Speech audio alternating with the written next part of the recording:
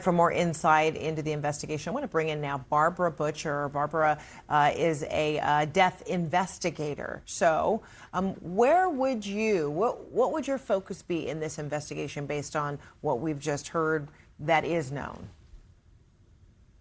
This is a very complicated investigation, and the first thing I would like to see are the medical records of both Mr. Hackman and Ms. Arakawa. Um, the time of death determination, very difficult here. We understand that there is some decomposition and, in addition, mummification, common in this region with, very dry, cool air. Uh, and I understand that Mr. Hackman had more mummification than did Ms. Arakawa. The the most difficult part about this is that since they were secluded, since they were not seen on a regular basis, we don't have that initial determination of how many days since they were seen or heard from. It could be completely off. Now, in this particular case, we have good knowledge, or some knowledge, in that the pacemaker worn by Mr. Hackman, the last cardiac event was said to be on the 17th. I don't know if that was a fibrillation, just a cessation of all function, an infarct, but that gives us a place to start from. And I think that's critical to the case now. And you also mentioned that, while police or investigators have said there's that mummification, you just explained that, the cool, dry air can help provoke that. Investigators also have said that a German Shepherd dog was also found dead. It was in its crate. Two other dogs were found alive, but they were, just on the property.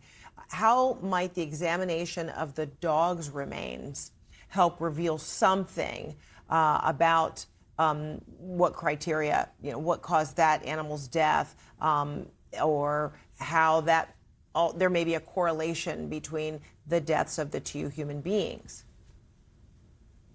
Yes, one would suspect immediately that if there are two people and an animal dead in an enclosed space, that carbon monoxide would likely be the answer.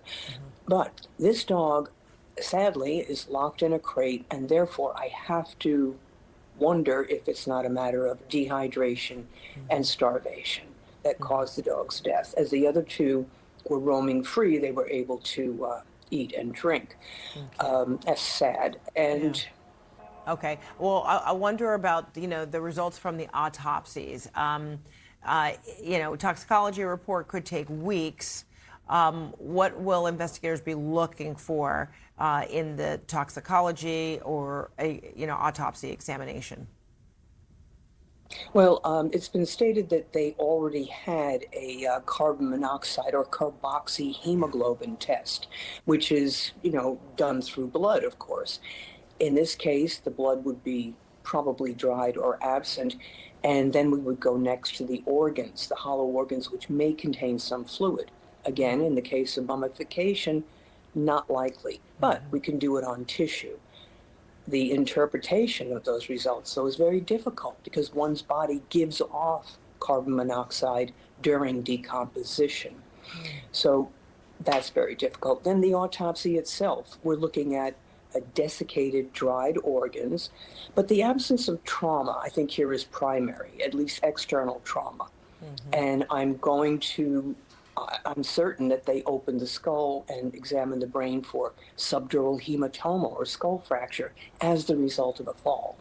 Certainly, the medication found near Ms. Arakawa is going to be critical here. We don't know what it was identified as, other than cardiac and some hypertensive medications. We don't know what else was there. Yeah. Oh, Barbara Butcher, thank you so much. It really is very mysterious, very curious, and ultimately just so sad. Thank you so much. Thank you.